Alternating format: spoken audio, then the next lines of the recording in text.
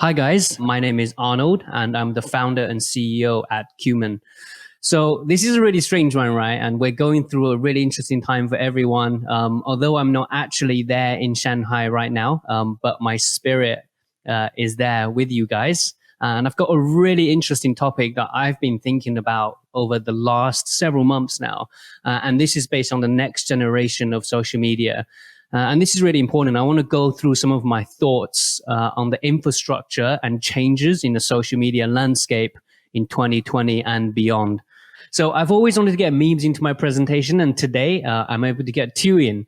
And anyone who's a big fan of Family Guy will remember grind my gear. And this is something that used to really grind my gears. So vertical videos used to be a joke, and I used to agree. I don't know if anyone remember it was like to watch a vertical video on a horizontal player. It would make the videos really, really tiny and you could hardly see anything. But that was a past. On the left is what I meant, a vertical video in a horizontal player. There's nothing worse, right? You can already see that there's loads of black space, wasted black space, and it makes the vertical videos really, really small. But times have changed, right? So mobile usage has overtaken desktop for social media, and platforms are now catering for vertical videos more and more. So on the right of the slide, you can see is an example of vertical video treatment now. And you can see already the format has changed a lot on the platform itself. And what has always been an internet joke has fast becoming the most engaged content on social media. And it really is mobile usage that's driving this format, right? So by 2030, it's estimated there will be 80 billion mobile devices globally. That's 10 for every single person on the planet. So while I realize that the 69 format, or the traditional cinematic widescreen format, is far better for immersion, right? It's more suited to our natural vision and perfect for most video content. But, and this is a big but, short video for me is less about immersion and more about what we call thumb stopping power. So there's nothing better at thumb stopping than a full screen vertical video on your mobile phone. So imagine as you're scrolling, you see all these tiny horizontal videos on a vertical screen such as your mobile phone. It's not as engaging. But when you see a full screen vertical video, you suddenly, it kind of draws you in a lot more just because of the sheer presence of the video itself on the screen. And in this case, when the content is almost solely consumed on mobile device, I honestly believe 916 on the vertical format wins. It's clear in this illustration, you can see from left to right how much more screen space on a mobile phone you get when you use a vertical format compared to the traditional cinematic format. And another common mobile format, I guess it's the second one on the screen here from left, is 1:1 square. And this one was famously popularized by Instagram. We always like to get into the why rather than just telling you guys what is happening. So I guess the question here is, before we go into the evolution, is why China and why now? So the first reason is immersion. And all of these things essentially are interesting people/environmental reasons on why we think short form video is working in China now and less so in the West, or even previously has failed in the West, such as the introduction of Vine and then eventually the disappearance of the Vine, i.e. the short video format. The evolution from images and text-led social feeds to video-only social feeds makes a perfect sense. But in the West, people are tied by legacy behaviors, what I like to call legacy behaviors from platforms like Facebook. So these were born desktop platforms that merely migrated to the mobile environment. And, this always reminds me when I talk about this, I don't know if you guys have seen Batman, where Bane says, like, what did he say? You merely adopted to the darkness. I was born in the darkness, right? This reminds me, whereas in China, there's no legacy preconception of what internet should be like. And there's no legacy format or behavioral attachments. So platforms like WeChat and Douyin, or TikTok, it's called in the West, they were born in a mobile environment. They were made specifically for the mobile environment, whereas people like Facebook and Twitter and LinkedIn, they merely adapted to the mobile environment. So this made for mobile experience, like short form vertical videos, are welcomed with open arms in China because people didn't have this legacy attachment and legacy behavior. And then the second thing is innovation. And I guess innovation and tech-enabled improvements in people's daily lives has only made everyone's lives better in China. So on top of the pace of change that China went through, people generally have very good outcomes associated with large-scale changes. So, like for example, I guess going back to people and cultures again, China over the last 40 years grew at almost consistent rate of 10% year on year. In terms of GDP, 800 million people were lifted out of poverty as well. So people's lives demonstrably got better because of that. And that has led to people being very open to changes on anything, whether it's economic changes or technological changes or service design. So adaptations of new service designs happens at a much faster rate than they do in the West, much, much faster. So other examples, as I mentioned, social commerce, something that Facebook has tried for years and years. They've started doing it, stopped doing it, started doing it. We've seen Instagram now trying to do it again.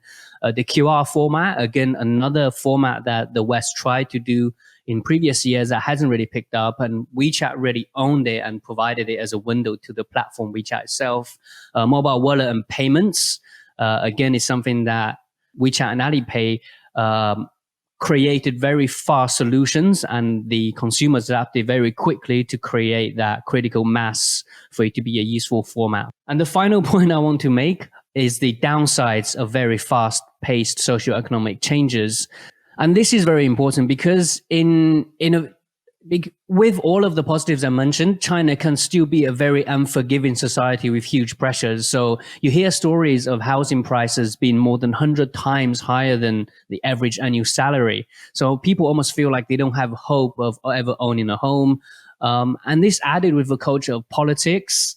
I don't know, people in the audience now will understand what it's like in China, right? So you have politics, not just in the family, but also in professional lives. You're always thinking, your brain is almost always on, whether you're working or whether you're at home. There's almost zero downtime, which means when you have a platform that focuses on AI content feed, you could literally just switch off and scroll through without thinking about how you're consuming the content. And all of these things combined creates a perfect storm for a new social media structure to emerge. So the next slide, I'm going to actually give you guys a few seconds just to see if you can figure out yourself what this platform is and who this person is.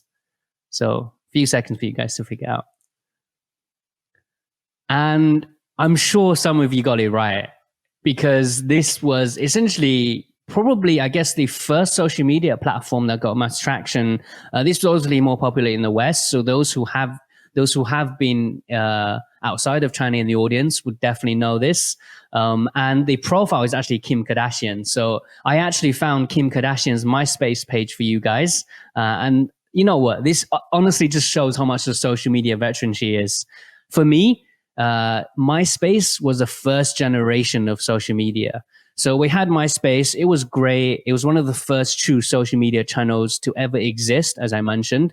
And before MySpace, social feeds didn't really exist at all. So MySpace was a pioneer in many ways. They basically created the social feed and the user profile as well. These were the key things that made MySpace what they are. So users were able to create profiles and update their status. And what's important to note here is that this is 100% network-led structure, in the sense that if you wanted to visit people's content, you had to go to their profiles individually for content. So the next generation, and this is a few years later right now, we're talking about maybe 3, 4, 5 years later, we're now on to, for me, what I like to call the second generation of social media. So remember, before Facebook, aggregated social feeds didn't really exist. So most platforms were about personal pages that you visited, such as MySpace, as I mentioned earlier. But now, whether it's Instagram, Facebook, Twitter, or even LinkedIn, aggregated feed is the norm. And similar to Chinese platforms as well, like Weibo and WeChat. For me, WeChat's slightly different, but WeChat has a mixture of second-gen features, such as the moments. Weibo, for me, is definitely second-gen. I'll talk about WeChat a bit later on. However, users are still mostly, if not always, consuming content from within the network. and ready to platforms mixing global content pool into aggregated feeds. There are some exceptions to this. So if you use Instagram, you can go on discovery page and you can get global content based on your preferences. But I would say maybe like 80% of people is still using the Instagram homepage. Only maybe 10 to 20% is using the discovery page. So what's interesting is that within this network aggregation model, the content is further optimized to user preferences. So now I believe we're moving on to the era of, or rather we are in the era of 50% network led and 50% content led. So your content is defined by your network, but it's still tailored to you based on what you like from within your network. And now this is really exciting. So on to the next gen, or in my opinion, the third gen. And this only really happens once every 5 or 6 years, if not even longer, because the reign of second gen platforms like Facebook and Twitter has been around for probably close to a decade now.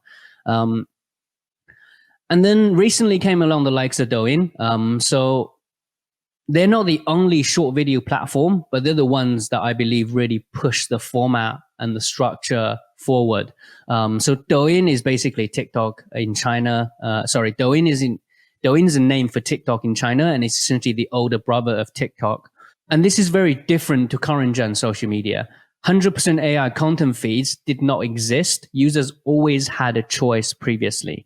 So with Douyin, as a creator, your content will be slotted globally into people's feeds based on their content preferences. So imagine Douyin is a platform, if we compare to Instagram, is where 90% of the people on it is using it purely for the Instagram discovery page rather than the homepage. So people essentially letting AI for the first time ever dictate what they see, one piece of content by one piece of content. You keep swiping through, you don't get a choice. If you don't like it, you swipe through, you get the next one from the AI based on what they think you like. Douyin was just an example, I guess, for me of what the third generation of social media is about. And for me, it's about 100% content-led rather than network-led, in the sense that you don't need a network at all to start using the platform. In fact, this is great for the user, but it's also even better for creators, for brands, and for anyone who's focusing on generating content. The three main traits of a third-gen social media platform for me is A, content-led rather than network-led. So as I mentioned. And the second thing is deep learning-enabled algorithmic intelligence, in the sense that previously, AI has never been good enough for platforms to dictate and rely on AI to dictate what users should see without a choice. So if you're on the homepage of Facebook or LinkedIn or Twitter, basically any current gen platform, you always have a massive long list of choice of content. You can just keep scrolling and find the one you like and further engage with that content. Whereas on TikTok, you don't get that choice. It's one piece of content by one. It's a single item feed, essentially. And this is very brave. And the final thing is a native integration of commerce and services. So this is the most interesting one for me, actually, because when you go to Instagram, Instagram has e-commerce right now. It always feels like commerce is an afterthought. So you would see like a picture of a trainer, for example, on Nike's account, and it will be like, I'll buy this trainer, click on the picture, and it all just seems very forced. Whereas on something like TikTok, or Douyin, it's very different. Essentially, the e-commerce experience is part of the platform's content feed, rather than it being kind of like a bolt-on after. So, however, as I mentioned earlier, that third gen isn't just about content platforms, and I wanted to come back to WeChat later, and this is the time. So, I think WeChat, although nowhere nearly as new as Douyin, is and was ahead of its time. So, just as Facebook gained mass adaptation and became the single biggest social media platform on the planet, WeChat is now the single biggest platform in China. And with this move from niche to mainstream, and we see this a lot of times, that they've both lost what made them special for early adopters. In this case, it's the youth audience. So the youth audience, a lot of them moved to the likes of Douyin to create content. So people are posting less. You can see here the stat is that people hardly post on WeChat Moments anymore, because they're posting their content on Douyin. And that's okay, right? It's okay, because I don't think WeChat was ever meant to be a content platform, and it never started as a content platform, and it never will really focus solely on content. Because for both WeChat and its users, it's always been about a service or utility platform. So as I mentioned earlier, we have to remember that even before WeChat had 1 million mini programs, or so mini programs are WeChat apps. Most people will know what these are, essentially apps within an app. It was always a platform that almost invented social media services. So whether it's payment or transportation or even banking, the content feature, Moments, was always a very small part of the web of services that is connected by social features at the center. Connection with friends and family. So WeChat is essentially an operating system for a whole host of applications that users can customize and tailor to their own needs.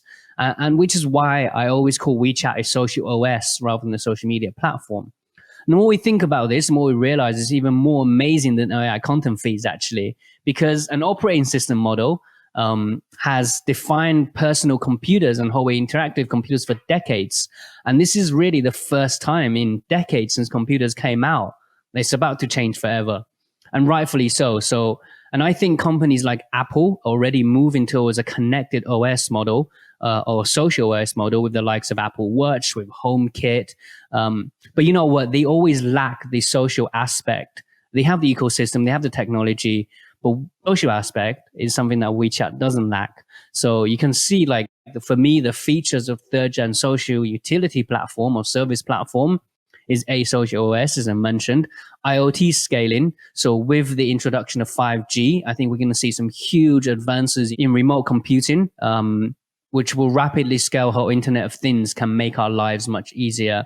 And a lot of remote processing that wasn't possible before will become a lot more readily possible with 5G. And finally, biotech, with the ability again to process data at the point of data collection rather than being sent to remote servers.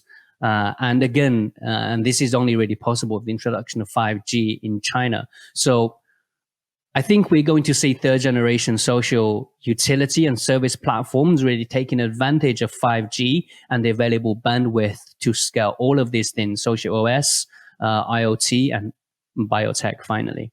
So just to finish off, a couple of slides. What does all of this mean for brands? For me, it's about taking advantage of meritocracy algorithms and the opportunity to really build social services.